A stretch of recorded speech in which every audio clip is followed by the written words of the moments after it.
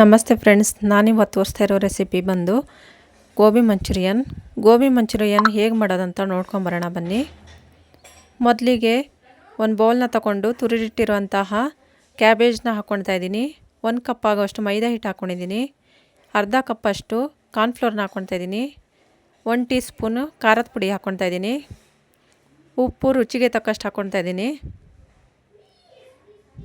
ಇದಿಷ್ಟನ್ನು ಚೆನ್ನಾಗಿ ಒಂದು ಸ್ವಲ್ಪ ನೀರು ಸೇರಿಸ್ಕೊಂಡು ಮಿಕ್ಸ್ ಮಾಡ್ಕೊತ ಚೆನ್ನಾಗಿ ಕಲಿಸ್ಕೊಳ್ಳೋಣ. ಈಗ ಕಲಿಸ್ಕೊಂಡಾಗಿದೆ. ಇವಾಗ ಇದನ್ನು ಒಂದು ಕಡೆ ಎತ್ತಿಟ್ಕೊಳ್ಳೋಣ. ಇದಕ್ಕೆ ನಾನು ಯಾವುದೇ ರೀತಿಯಾದ ಕಲ್ಲರ್ನ ಯೂಸ್ ಮಾಡ್ತಾ ಇಲ್ಲ. ಮನೆಯಲ್ಲೇ ಬ್ಯಾಡಗೆ ಮೆಣಸಿನ್ಕಾಯಿನ ಒಣಗಿಸ್ಬಿಟ್ಟು ಪುಡಿ ಮಾಡಿಟ್ಟಿರೋದನ್ನ ಅದನ್ನೇ 1 ಸ್ಪೂನಷ್ಟು ಖಾರದ ಪುಡಿನ ಹಾಕ್ಕೊಂಡಿದ್ದೀನಿ. ಇನ್ನೊಂದು ಕಡೆ ಎಣ್ಣೆ ಕಾಯಕ್ಕಿಟ್ಟಿದ್ದೀನಿ. ಎಣ್ಣೆ ಕಾದಿದೆ. ಈಗ ಕಲಸಿರೋ ಮಿಶ್ರಣನ ಒಂದೊಂದಾಗಿ ಎಣ್ಣೆಲಿ ಬಿಡೋಣ. ಚೆನ್ನಾಗಿ ಎರಡೂ ಸೈಡಲ್ಲಿ ಉಲ್ಟಾ ಮಾಡ್ಕೊತ ಚೆನ್ನಾಗಿ ಬೇಯಿಸ್ಕೊಳ್ಬೇಕು. ಇದನ್ನು ಗರಿಯಾಗಿ ಬೇಯಿಸ್ಕೊಳ್ಬೇಕು. ಇದನ್ನು ಅಂಗಡಿಯಲ್ಲಿ ತಂದು ತಿನ್ನೋಕ್ಕಿಂತನೂ ಮನೆಯಲ್ಲಿ ನಾವೇ ಮಾಡ್ಕೊಂಡು ತಿನ್ನೋದು ಒಳ್ಳೆಯದು. ಈಗ ಒಂದು ಕಡೆ ಬೇಯಿಸಾಗಿದೆ, ಇನ್ನೊಂದು ಕಡೆ ಉಲ್ಟಾ ಮಾಡಿ ಬೇಯಿಸ್ಕೊಳ್ತಾ ಇದ್ದೀನಿ. ಈಗ ನೋಡಿ ಬೇಯಿಸಿದ್ದಾಗಿದೆ. ಇವಾಗ ಎಣ್ಣೆಲಿ ಚೆನ್ನಾಗಿ ಕರೆದಿದೆ. ಇದನ್ನು ಒಂದು ಕಡೆ ಒಂದು ಪ್ಲೇಟಲ್ಲಿ ಎತ್ತಿಟ್ಕೊಳ್ತಾ ಇದ್ದೀನಿ. ನೋಡಿದ್ದು ಇವಾಗ ಚೆನ್ನಾಗಿ ಬೆಂದಿದೆ. ಈಗ ಇನ್ನೊಂದು ಕಡೆಯಲ್ಲಿ ಕಾರ್ನ್ಫ್ಲೋರ್ನ 1 ಕಪ್ಪಲ್ಲಿ ಹಾಕಿ 1-2 ಸ್ಪೂನಷ್ಟು ಕಾರ್ನ್ಫ್ಲೋರ್ನ ಹಾಕಿ ಒಂದು ಸ್ವಲ್ಪ ಖಾರದ ಪುಡಿನ ಹಾಕಿ ಕಲಿಸ್ಕೊಳ್ತಾ ಇದ್ದೀನಿ. ಇದಕ್ಕೆ ಕಲ್ಲರ್ ಏನು ಹಾಕ್ಕೊಂಡಿಲ್ಲ ನಾನು. ಈಗ ಇನ್ನೊಂದು ಕಡೆ 2 ಈರುಳ್ಳಿ, ಕ್ಯಾಪ್ಸಿಕಮ್, ಬೆಳ್ಳುಳ್ಳಿ, ಕೊತ್ತಂಬರಿ ಸೊಪ್ಪನ್ನ ಕಟ್ ಮಾಡಿ ಇಟ್ಕೊಂಡಿದ್ದೀನಿ.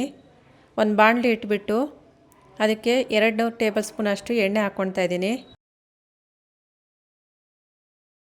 ಸಣ್ಣಕ್ಕೆ ಹೆಚ್ಚಿಟ್ಟಿರುವಂಥ ಬೆಳ್ಳುಳ್ಳಿನ ಹಾಕ್ಕೊಳ್ತಾ ಇದ್ದೀನಿ. ಈಗ ಈರುಳ್ಳಿನ ಕಟ್ ಮಾಡಿರೋದನ್ನ 2ನ ಹಾಕ್ಕೊಳ್ತಾ ಇದ್ದೀನಿ. ಇದೊಂದು ಸ್ವಲ್ಪ ಕಲರ್ ಚೇಂಜ್ ಆದ್ರ ಮೇಲೆ ಶುಂಠಿ ಬೆಳ್ಳುಳ್ಳಿ ಪೇಸ್ಟ್ನ ಹಾಕ್ಕೊಳ್ತಾ ಇದ್ದೀನಿ. ಹಸಿ ವಾಸನೆ ಹೋಗೋ ತನಕನೂ ಚೆನ್ನಾಗಿ ಕೈ ಆಡಿಸ್ತಾ ಇರೋಣ. ಈಗ ಕ್ಯಾಪ್ಸಿಕಮ್ನ ಹಾಕ್ಕೊಳ್ತಾ ಇದ್ದೀನಿ. ಈಗ ಟೊಮೆಟೊ ಸಾಸ್ನ 1-2 ಸ್ಪೂನ್ ಆಗೋಷ್ಟು ಹಾಕ್ಕೊಳ್ತಾ ಇದ್ದೀನಿ. ಗ್ರೀನ್ ಚಿಲ್ಲಿ ಸಾಸ್ನ ಹಾಕ್ಕೊಳ್ತಾ ಇದ್ದೀನಿ 1 ಟೇಬಲ್ ಸ್ಪೂನಷ್ಟು. ಸೋಯಾ ಸಾಸ್ನ 2 ಸ್ಪೂನ್ ಹಾಕ್ಕೊಳ್ತಾ ಇದ್ದೀನಿ. ಇದಿಷ್ಟನ್ನು ಚೆನ್ನಾಗಿ ಕಲಿಸ್ಕೊಳ್ತಾ ಮಿಕ್ಸ್ ಮಾಡ್ಕೊಳ್ಳೋಣ. ಈಗ ಮೊದಲೇ ಕಾರ್ನ್ಫ್ಲೋರ್ನ ನೀರಲ್ಲಿ ಕಲಸಿಟ್ಟಿರೋದನ್ನ ಹಾಕ್ಕೊಳ್ತಾ ಇದ್ದೀನಿ. ಇದು ಚೆನ್ನಾಗಿ ಇನ್ನೊಂದು ಸ್ವಲ್ಪ ನೀರು ಬೇಕಾದರೆ ಹಾಕ್ಕೊಂಡು ಚೆನ್ನಾಗಿ ಕಲಿಸ್ಕೊಳ್ಳಿ. ನಾವು ಗೋಬಿ ಕರಿತಾ ಇದ್ದಾಗ ಅದಕ್ಕೂ ಒಂದು ಸ್ವಲ್ಪ ಉಪ್ಪು ಹಾಕ್ಕೊಂಡು ಕಲಿಸ್ಕೊಂಡಿದ್ದೀವಿ. ಈಗ ಮಸಾಲೆಗೆ ಎಷ್ಟು ಬೇಕೋ ಅಷ್ಟು ನೋಡಿಕೊಂಡು ಸ್ವಲ್ಪ ಉಪ್ಪು ಹಾಕ್ಕೊಳ್ಳಿ. ಈಗ ಕರೆದಿಟ್ಟಿರೋ ಅಂಥ ಗೋಬಿನ ಎಲ್ಲ ಹಾಕ್ಕೊಂಡು ಕಲಿಸ್ಕೊಳ್ತಾ ಇದ್ದೀನಿ. ಇದಿಷ್ಟು ಚೆನ್ನಾಗಿ ಮಿಕ್ಸ್ ಮಾಡ್ಕೊತ ಕಲಿಸ್ಕೊಳ್ಳೋಣ. ಕೊನೆಯಲ್ಲಿ ಕೊತ್ತಂಬರಿ ಸೊಪ್ಪನ್ನ ಹಾಕ್ಕೊಳ್ತಾ ಇದ್ದೀನಿ.